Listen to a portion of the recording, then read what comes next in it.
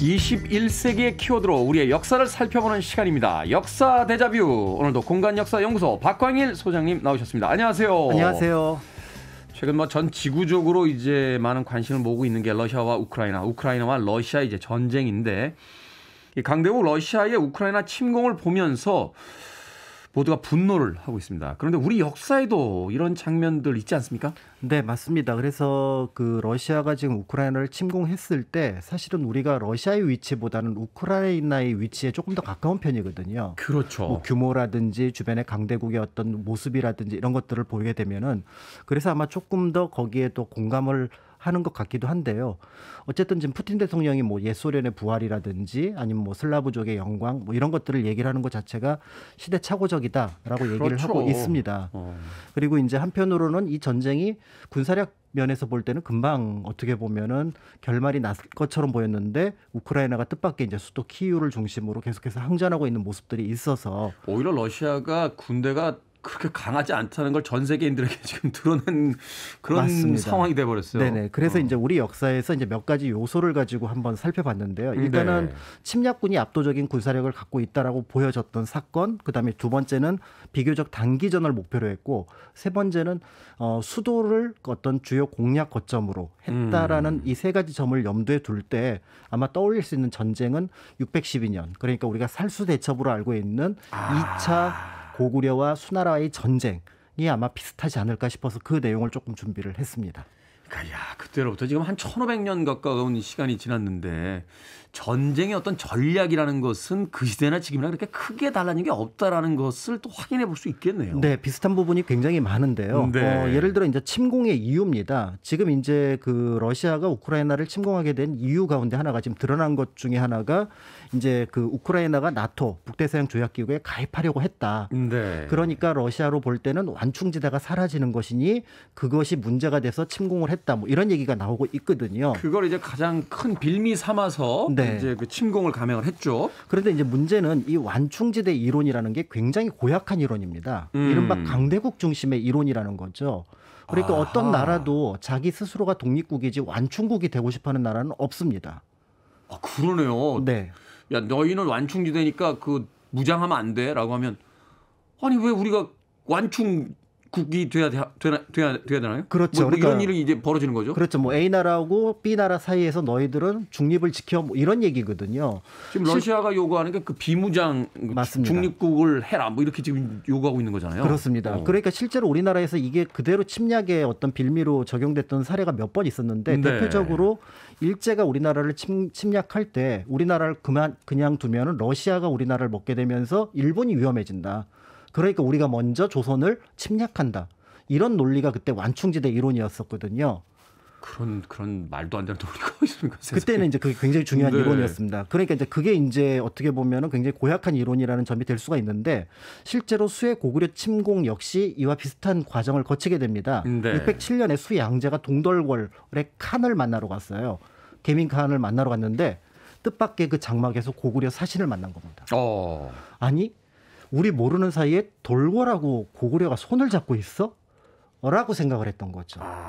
그러니까 북대서양 조약기구랑은 비교할 수 없지만 동돌궐과 고구려 두 강자가 손을 잡는다면은 수나라의 위협이 될 수 있겠다. 이 생각이 실제로 5년 뒤에, 그러니까 그 전쟁 준비까지 하면 4년밖에 걸리지 않는 그 사이에 이 전쟁을 일으켰다는 점에서 어떻게 보면 이 전쟁의 원인 역시 수나라가 미리 저 둘이 손을 잡는 것을 위협으로 생각을 했고, 그것이 어떤 침공의 원인이 아닐까, 이런 면에서 지금의 러시아의 우크라이나 침공과 좀 비슷한 부분이 있어 보입니다.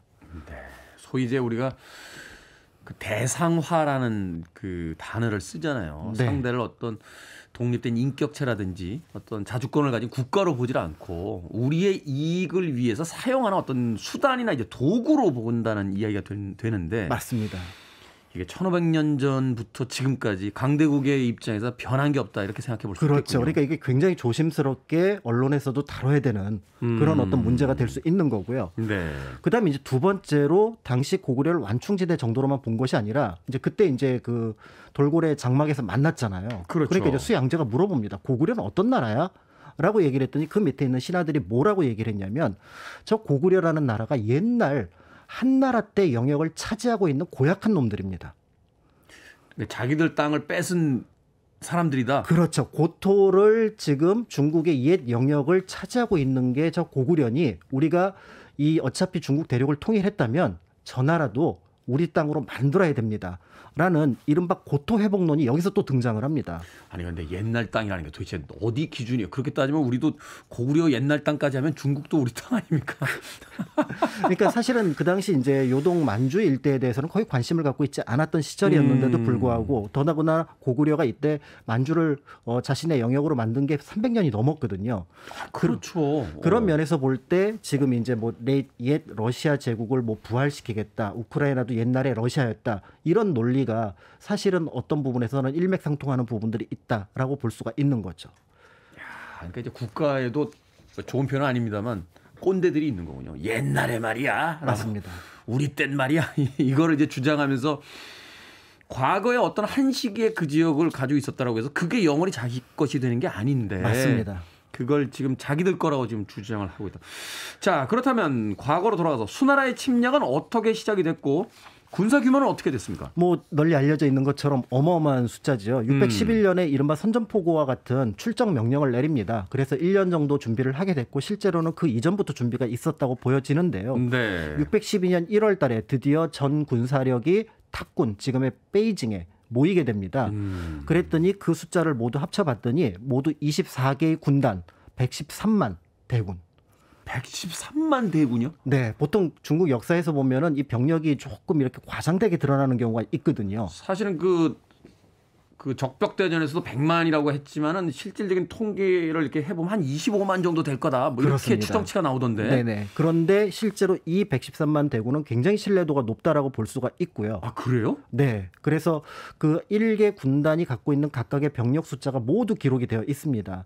그렇기 때문에 실제로 이 113만 대군은 실제로 움직였던 병력으로 보여지고요. 우와. 더 놀라운 것은 그때 이제 수나라가 북조였고 네. 마지막에 이제 남조라고 하는 남쪽에 한나라, 그러니까 한족의 나라가 있었는데 네. 이 진나라를 멸망시킬 때 그 장강을 건너갔던 총 병력이 51만 명입니다.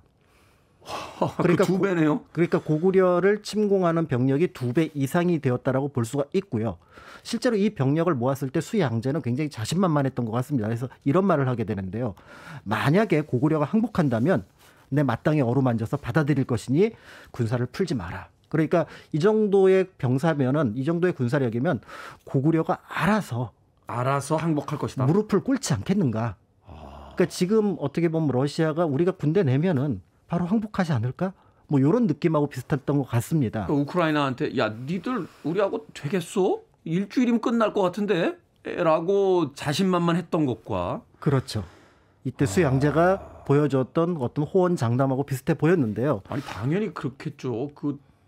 앞서 이야기했습니다만 삼국지의 적벽대전도 100만 대군이라고 했는데 113만 군을 데리고서 내려온다라면 누가 봐도 이건 끝난 전쟁이 아니겠냐. 그렇습니다. 그런데 이제 이 전쟁에서 흥미로운 부분이 하나가 있는데요. 보통 당나라 태종이 나중에 이제 고구려를 침공할 때 이세적이라고 하는 총사령관이 있었거든요. 네. 근데 여기에 총사령관이 보이지 않습니다. 그러니까 24개의 군단장을 모두 수양제가 각각 통제하는 방식이었습니다. 그러니까 자기가 이 전쟁의 중심에 있어야 된다. 그렇습니다. 그러니까 어떤 사람도 드러나면 안 되고 이 전쟁은 오로지 내가 지휘한다라고 하는 자신감이 드러났는데요. 그렇지만 널리 알려진 것처럼 이 전쟁은 첫 번째 전투인 요동성 전투에서부터 무너지기 시작합니다. 그래서 대략 이제 요동성에 있었던 병력은 한 2, 3만, 그다음에 전체 민간인까지 치면 6, 7만 정도가 있었던 걸로 추정이 되는데요. 네. 이 요동성이 100만에 가까운 부대를 한 달 동안, 그리고 전쟁이 석 달 동안 진행이 되는데 이 석 달 동안 함락되지 않습니다. 그러면서 이제 수나라의 첫 번째 작전부터 실패로 돌아가면서 그 다음 방법을 생각하게 만들었던 거죠.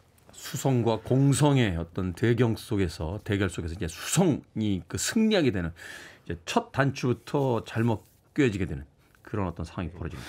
자, 앞서 요동성의 군사 백성들이 뭐 전력, 그러니까 이제 전투병은 한 2만 명, 전체 인구로 해도 5, 6만밖에 안 되는데 무려 수십 배 이상의 많은 대군을 막아냈다. 하는 이야기를 해주셨습니다. 어떻게 그런 일이 가능했습니까? 그러니까 거의 불가능에 가까운 일이었는데 요동성 방비가 잘 되어 있다라고 보여지고요. 네. 무엇보다도 중국의 공성 준비가 어떤 것들인지를 미리 파악을 하지 않았을까 이제 이렇게 보여집니다. 사실은 그때 1차 전투가 이미 598년에 있었기 때문에 네. 그런 것들을 염두에 둔 것 같은데요.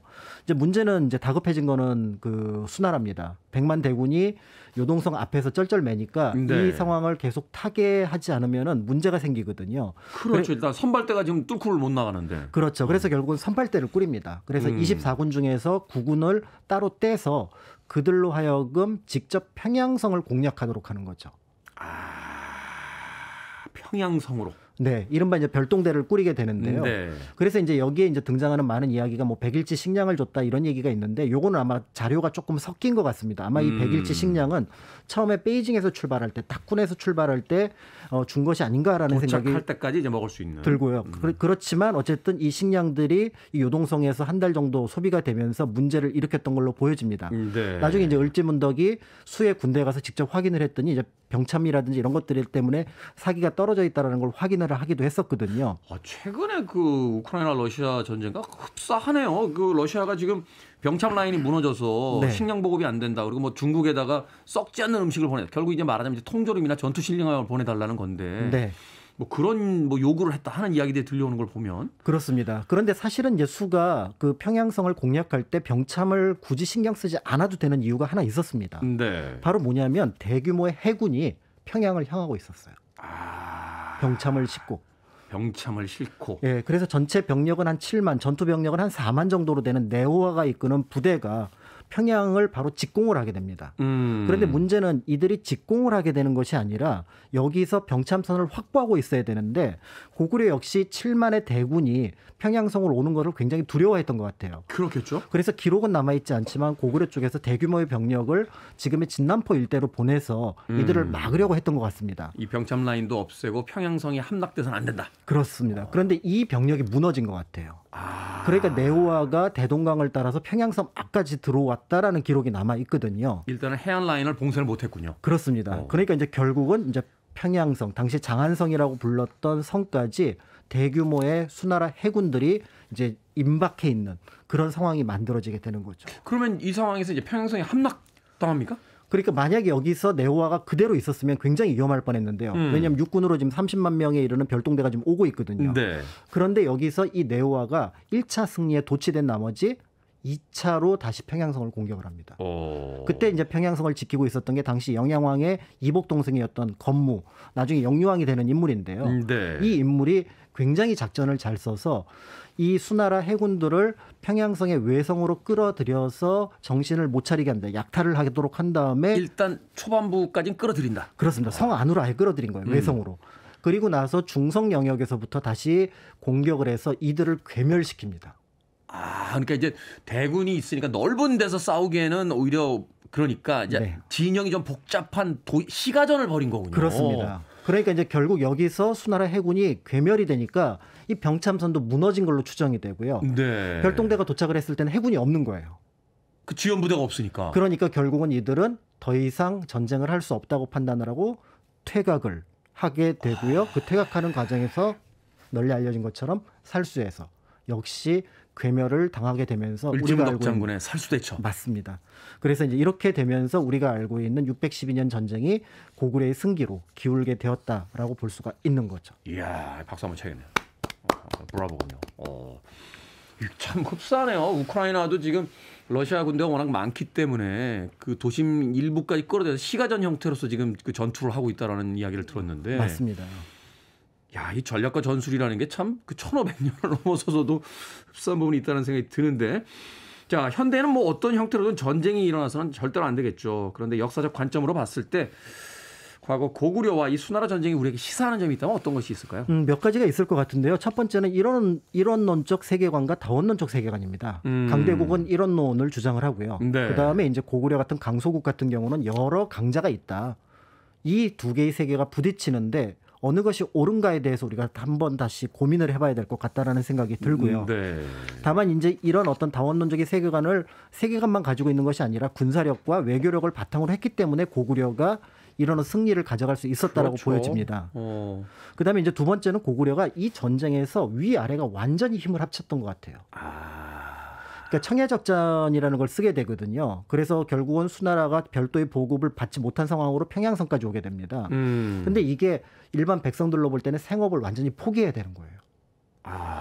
그럼에도 불구하고 그것을 감수하면서. 그렇습니다. 그러니까 이 전쟁은 어쨌든 우리가 이겨야 되고 살아남아야 된다라는 위아래의 공감대가 만들어졌던 걸로 추정이 되고요. 네. 그다음에 이제 세 번째는 몇 개의 행운이 있었잖아요. 여동성 그렇죠. 전투라든지 네오와의 욕심이라든지. 근데 이런 요소들을 하나로 묶어서 전략적인 승리로 만들어낸 고구려 각각의 장군들의 어떤 능력. 그죠. 행운이라는 건 공평해서 뭐 이쪽만 끝까지 행운이 있으라는 법이 없는데 맞습니다. 그것을 하나의 기회로 만들어낸 장군들의 능력. 그다음에 이제 마지막으로 좀 씁쓸한 건데요. 수양제는 이 전쟁의 책임을 지지 않았습니다.